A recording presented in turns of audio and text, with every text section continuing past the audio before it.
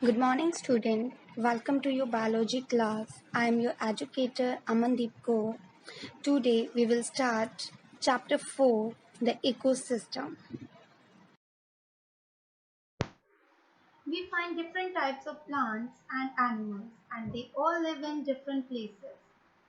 Everything that surrounds and affects the life of an organism is called environment. So what is an ecosystem? The word ecosystem is derived from the Greek word oikos, which means a house. An ecosystem is a unit in which different living organisms interact with their physical environment. So in simple word, organisms interacting with each other and the environment. Components of an ecosystem. An ecosystem has two components, biotic components or living components, abiotic components or non-living components. Biotic components. All living organisms like microorganisms, plants and animals are called the biotic components of the ecosystem. Abiotic components. All non-living components are called abiotic components. Examples are air, water, light, temperature and soil. Abiotic factors are also called physical factors. Biotic components are classified into following categories. The first one is producers, second consumers, third scavengers, and fourth decomposers. Producers. Producers are also called autotrophs. Organisms that make their own food are called producers or autotrophs. Auto means self and troph means nourishment. Example, green plants. Second, consumers. Organisms that cannot make their own food. They directly or indirectly depend on others. Third, scavengers. Animals that eat the dead animals are called scavengers. Example, vultures. Fourth, decomposers. Microorganisms that decompose dead remains of plants and animals to get their food are called decomposers. They feed on dead bodies or dead remains of plants and animals. Examples are bacteria and fungi. Consumers are further divided into three categories. The first is primary consumers. Primary consumers are also called herbivores. Herbivores means plant-eating animals. Animals that eat only green plants are called herbivores or primary consumers. Example, cow, horse, goat, rabbit, etc. Secondary consumers or carnivores. Carnivores means flesh-eating animals. Animals that eat only the flesh of other animals are called carnivores or secondary consumers. Example, snakes, frogs. Third, tertiary consumers or top carnivores. Animals that eat secondary consumers are called tertiary consumers or top carnivores. Example, lions, tigers, leopards, etc. Abiotic components. Abiotic components consist light, temperature or heat, water, soil and air. Light. As we know, sun is a major source of light. Green plants need sunlight to make their food. All organisms, directly or indirectly, depend on plants. Both plants and animals need sunlight for their growth and development. Second, temperature or heat. The temperature at a place varies from day when it is hot to night when it is cold. Most organisms live comfortably at a temperature of about 20 degrees Celsius to 40 degrees Celsius. Water. All organisms need water to live. Plants need water for the process of photosynthesis, for the germination of seeds, and for the transportation of prepared food from leaves to all parts of the plant. Soil. Plants cannot survive without soil because they get water and mineral from the soil. Air. Air is a mixture of gases. These gases are important for the existence of life. All living organisms use oxygen for respiration. Green plants release oxygen as a product of photosynthesis. Interaction between biotic and abiotic components. Biotic and abiotic components depend on each other. In other words, biotic and abiotic components interact with each other. The producers, means plant, make food for the consumers. When producers and consumers die, they are decomposed by decomposers, bacteria and fungi, and recycled into the environment as abiotic components. These nutrients are again taken by producers. Thus, no organism can live independently. Because of this interaction, a balance is maintained in nature. As you can see in this figure, plants, means producers, make their food and herbivore eat plants. Then carnivore eats herbivores. And omnivore means an organism that eat both plants and animals. So when they die, herbivore, carnivore and omnivore, when they die, they are decomposed by decomposers, means by bacteria and fungi, and mixed in the soil in the form of nutrient and mineral. And these nutrients are again taken by the plants. So no organism can live independently. So because of this interaction, a balance is maintained between the biotic and abiotic components or in nature. Types of ecosystem. There are two types of ecosystem, natural and artificial. Natural ecosystem, the ecosystem that occurs naturally without the interference of humans. It could be terrestrial or aquatic. Grassland, desert, and forest are examples of terrestrial ecosystem. Pond, lake, river, and sea are examples of aquatic ecosystem. Second, artificial ecosystem. It is also called man-made ecosystem. Artificial ecosystem is an ecosystem created and maintained by human beings. Example, an aquarium, garden, and crop field are examples of artificial ecosystem. Interdependence of plants and animals.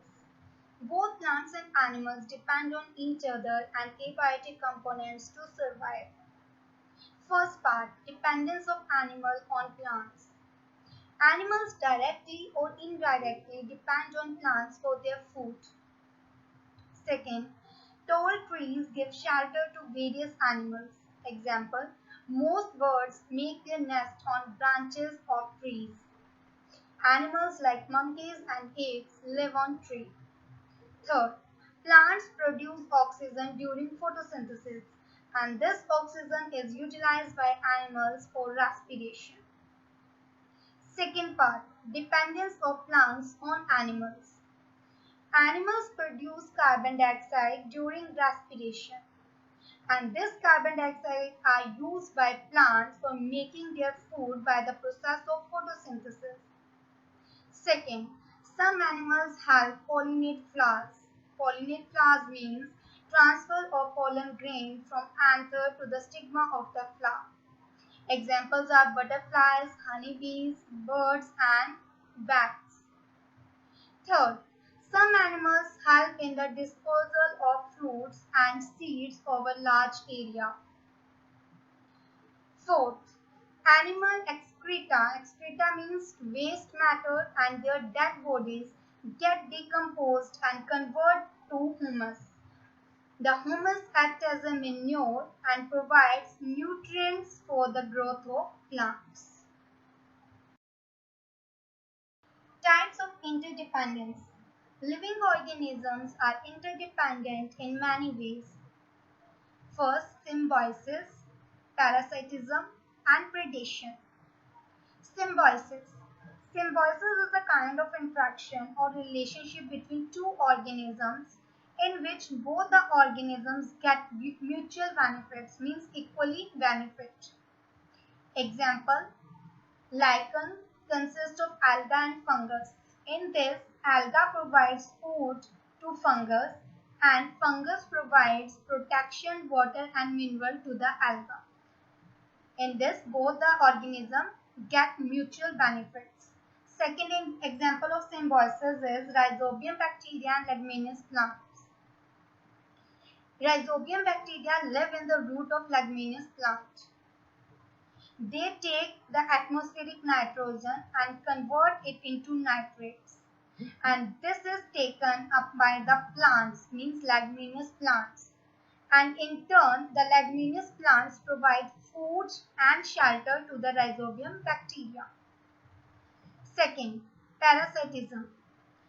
In this type of interaction, an organism gets benefit from other organisms in the form of food and shelter. The organism that gets the benefit is called parasite, and the organism from which the benefit is derived is called the host. Example of parasitism is tapeworm, that is a parasite, and human, that is a host. So tapeworms live in the intestines of humans and get nutrition. Second example is head lice. Head lice live on the human heads and suck blood. Third, predation. Predation means the action of attacking. In this type of interaction, larger organism attacks, kills and feeds on a smaller organism. The organism that attacks is called predator and the organism that gets killed is called the prey. All carnivores are example of predators. Example, lion, tiger and leopards. Flow of energy and food chain. As I told you, sun is the ultimate source of energy and this energy is called solar energy. All organisms need solar energy for their growth and development. Animals cannot utilize solar energy directly. Only plants can utilize it. Plants contain chlorophyll that traps solar energy and help in the process of photosynthesis. All animals, whether herbivores or carnivores, directly or indirectly depend on plants for their food. Food chain. A series of organisms. Series means sequence or chain of organisms linked together, means connected together by the process of eating and being eaten for food is called a food chain. As you can see in figure number 1, a leaf is a part of plant is eaten by caterpillar, then caterpillar eaten by chameleon, then chameleon eaten by snake and snake eaten by mongoose. So this forms a food chain and this flow of energy in a food chain from one organism to other organism is called energy flow and each level is called trophic level. As you can see in the figure number 2, trophic level 1 are green plants producers and trophic level 2 are herbivores or plant eaters, that is primary consumer. Trophic level 3 is primary carnivores and trophic level 4 is secondary carnivores and trophic level 5 is top carnivores. And after that, when they all die, they decomposed by decomposers, means by the action of bacteria and fungi, and mixed in the soil in the form of nutrients, and these nutrients again taken up by the plants. So this is the balance between the biotic and abiotic components. And this energy is unidirectional. Unidirectional means flow in a single direction. Food web. A single food chain does not work independently. There are a number of food chains that are linked or connected together. Several food chains interconnect to form a food web. In a food web, each organism can be eaten by two or many other organisms, and these organisms can also be eaten by several other organisms. Thus, a food web gives stability to an ecosystem. You can see in the example, rabbit can be food for the snake as well as the fox, and the eagle can eat both the rabbit and the bird. So, all food chains are interconnected and form a food web. Importance of food web. It gives alternative foods to organisms. Second, it ensures or confirms better chances of survival to organisms in case of scarcity of food. Scarcity means shortage. Third, it gives more stability to an ecosystem than a food chain. Ecological pyramid. An ecological pyramid is a pyramid-shaped diagram that shows the number of organisms, biomass, and energy at each trophic level. It is a graphical representation. Each bar represents the number of living organisms at each trophic level in a food chain. The base of the pyramid are the producers, means plants. The number of producers is the largest. Above the base bar are herbivores, and at the top of the pyramid are carnivores. Next, pyramid of biomass. It is a graphical representation to show the relative amounts of biomass at each trophic level. Biomass is the mass of each living organism multiplied the total number of organisms in that trophic level. It indicates the amount of food available to the next trophic level. The biomass in each trophic level is less than the biomass at the trophic level below.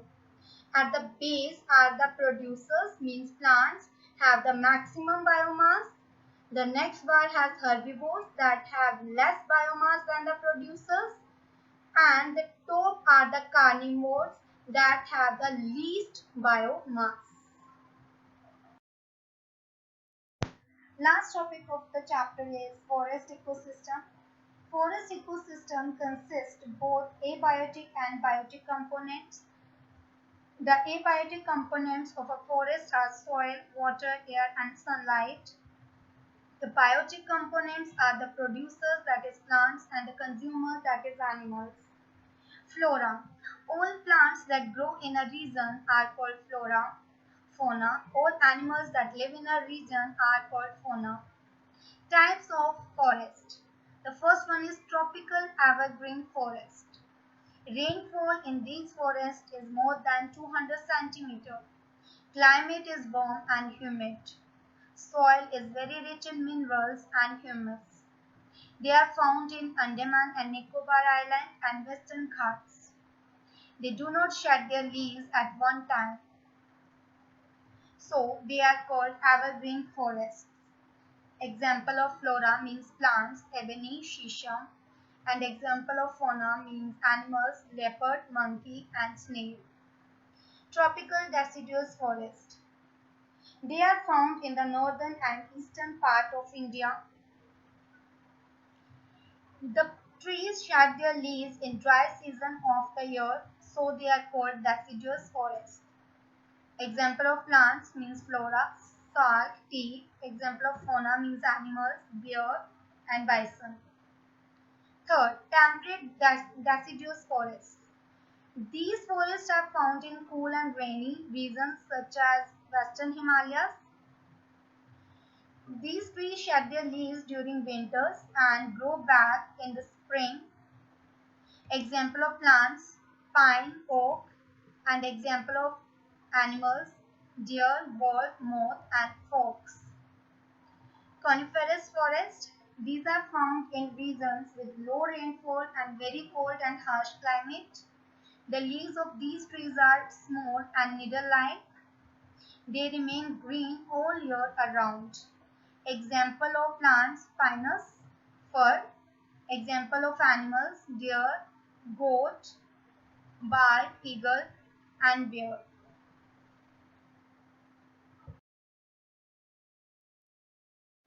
We need to conserve the ecosystem.